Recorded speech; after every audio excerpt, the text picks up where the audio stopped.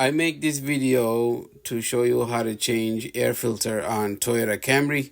This Toyota Camry is 2010, 2011, 2012, 27, 26. You should be able to change the filter with ease. The location is pretty much the same next to the battery. You remove the cover. Some of them might have clips, some of them will have screw. And you just take the filter out. You see how dirty the filter is? Just imagine how the engine was breathing. This was, I think, is about a year old filter. It also varies from your driving condition to due to driving environment.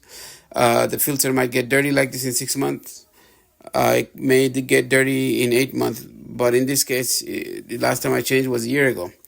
Changing it is very easy. You take the old one out, make sure it matches with the new one, and then you slide it in, and you get a socket and a ratchet and tighten up the screws.